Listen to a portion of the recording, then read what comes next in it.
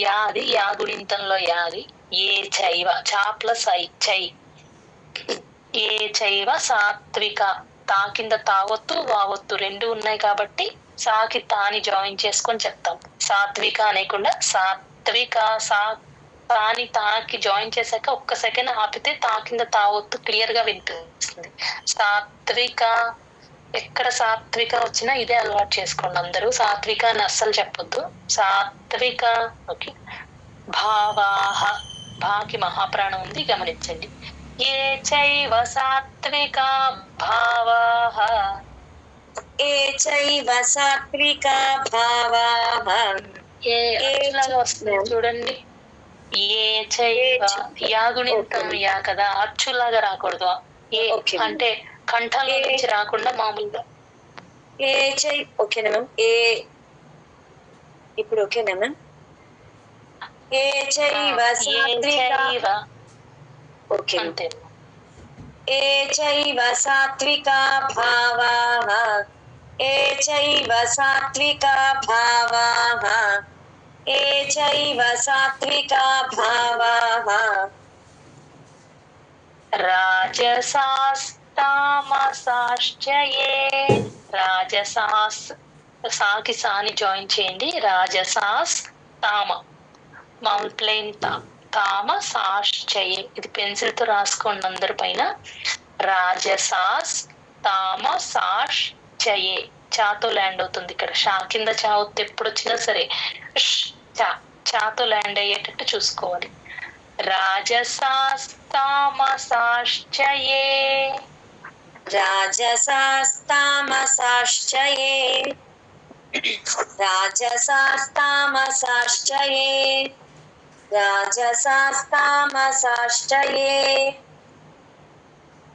మత్త ఏవేతి తాన్ విద్ధి. మత్త తర్వాత మత్త ప్లెయిన్ గా కాకుండా మత్త అత్త ఎలా చెప్తామో సేమ్ అంతే. మత్త మాకి తాను జాయిన్ చేసి చెప్పాలి. మత్త తర్వాత చిన్న గ్యాప్ ఇచ్చి ఏ ఏ అచ్చు కాబట్టి కంఠంలో నుంచి రావాలి.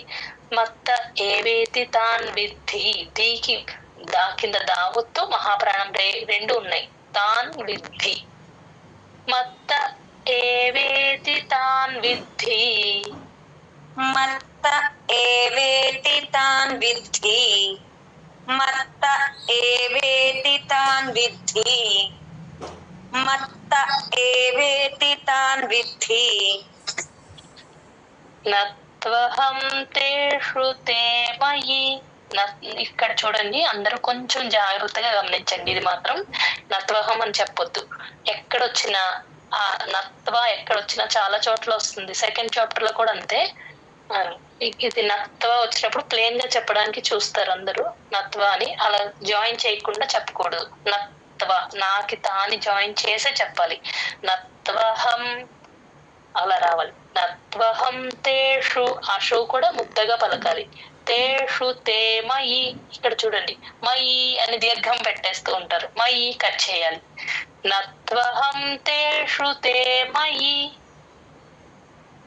నత్వహం తేషు తే మయి నత్వహం తేషు తే మయి నత్వహం తేషు తే మయి ఏ చైవ సాత్వికా భావాః రాజసాస్తామసాశ్చ ఏ.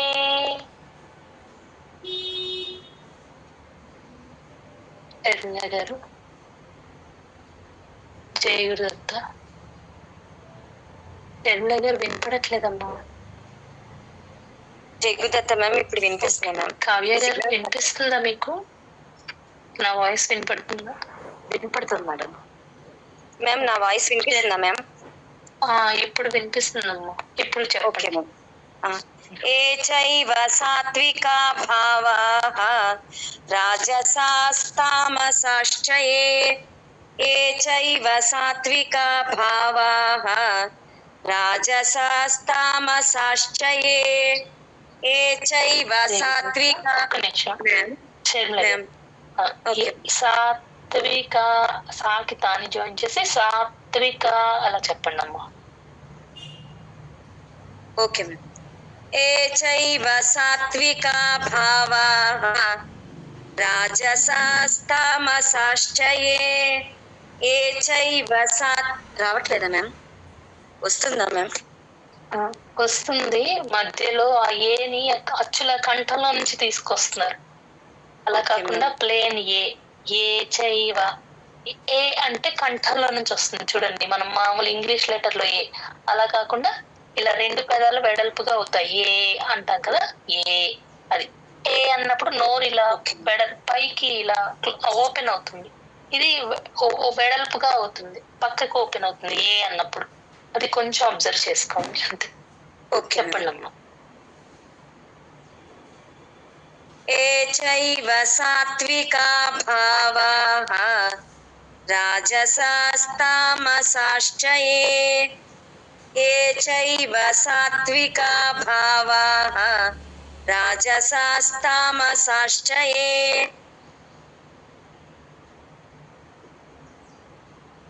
మత్త ఏవేతి తాన్ విద్ధి నత్వహం తేషు తే మయి.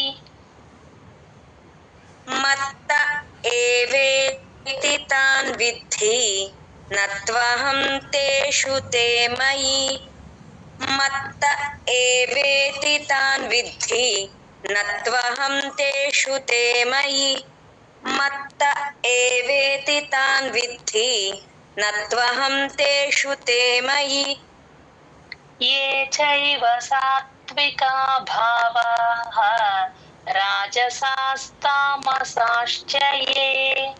మత్త ఏవేతి తాన్ విద్ధి నత్వహం తేషు తే మయి. ఏ చైవ సాత్వికా భావాః రాజసాస్తామసాశ్చయే మత్త ఏవేతి తాన్ విద్ధి నత్వహం తేషు తే మయి. ఏ చైవ సాత్వికా భావాః రాజసాస్తామసాశ్చయే మత్త ఏవేతి తాన్ విద్ధి నత్వహం తేషు తే మయి. ఏ చైవ సాత్వికా భావాః రాజసాస్తామసాశ్చయే మత్త ఏవేతి తాన్ విద్ధి నత్వహం తేషు తే మయి.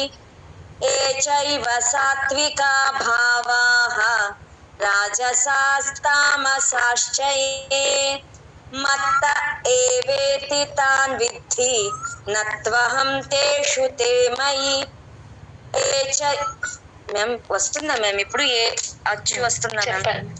కరెక్ట్ గానే చెప్తున్నారు, చెప్పండి. Okay ma'am.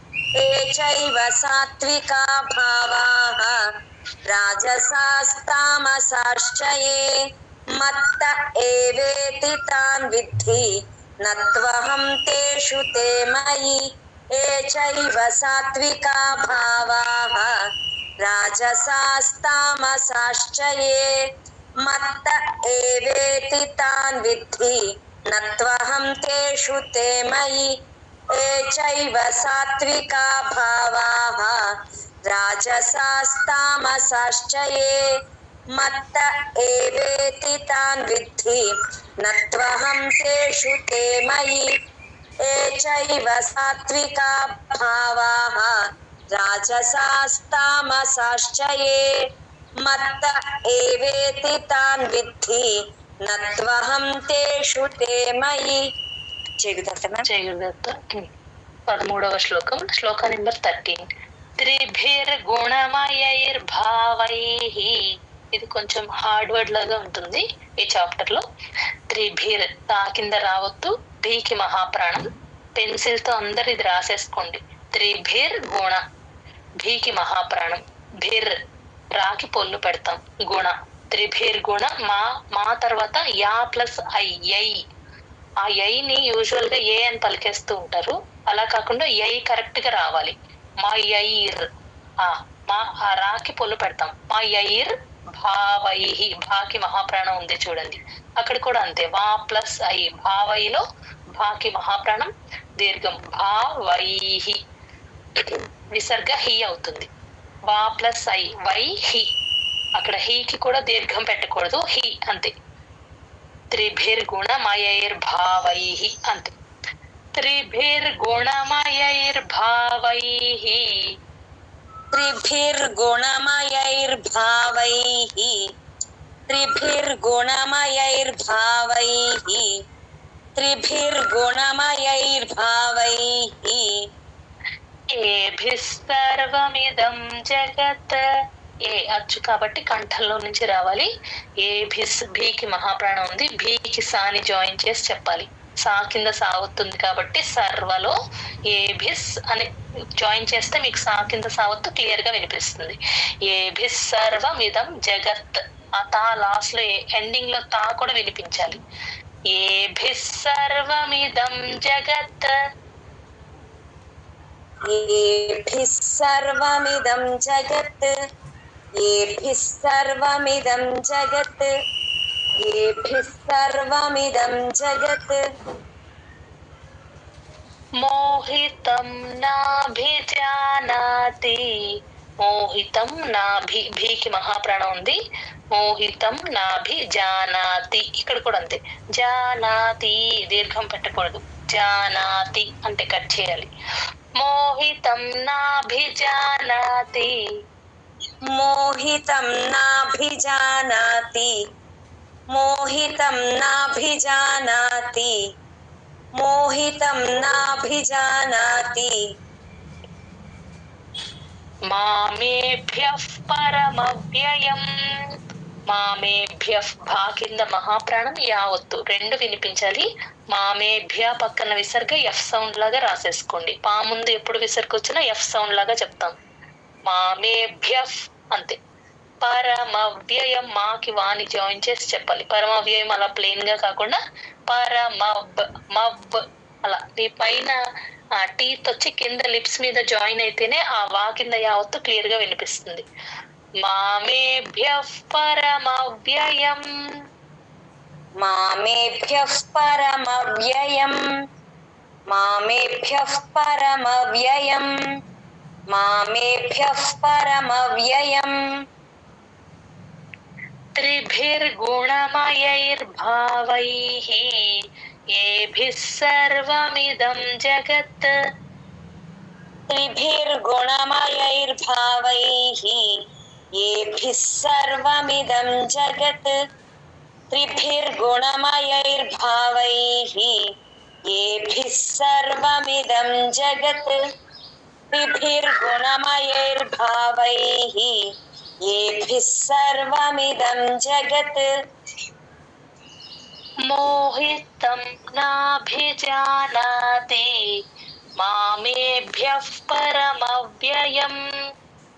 మోహితం నాభిజానాతి మామేభ్యః పరమవ్యయం మోహితం నాభిజానాతి మామేభ్యః పరమవ్యయం మోహితం నాభిజానాతి మామేభ్యః పరమవ్యయం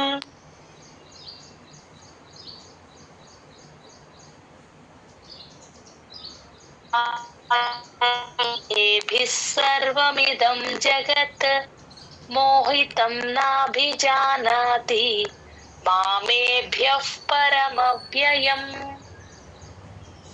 త్రిభిర్గుణమయైర్భావైః ఏభిః సర్వమిదం జగత్ మోహితం నాభిజానాతి మామేభ్యః పరమవ్యయం త్రిభిర్గుణమయైర్భావైః ఏభిః సర్వమిదం జగత్ మోహితం నాభిజానాతి మామేభ్యః పరమవ్యయం త్రిభిర్గుణమయైర్భావైః ఏభిః సర్వమిదం జగత్ మోహితం నాభిజానాతి మామేభ్యః పరమవ్యయం త్రిభిర్గుణమయైర్భావైః ఏభిః సర్వమిదం జగత్ మోహితం నాభిజానాతి మామేభ్యః పరమవ్యయం త్రిభిర్గుణమయైర్భావైః.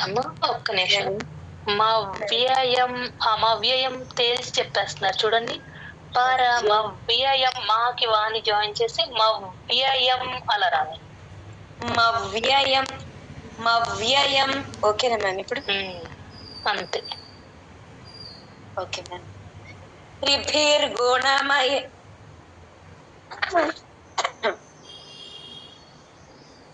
త్రిభిర్గుణమయైర్భావైః ఏభిः సర్వమిదం జగత్ మోహితం నాభిజానాతి మామేభ్యః పరమవ్యయం.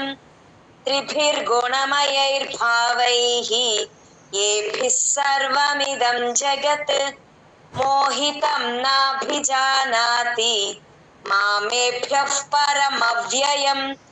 త్రిభిర్గుణమయైర్భావైః ఏభిः సర్వమిదం జగత్ మోహితం నాభిజానాతి మామేభ్యః పరమవ్యయం.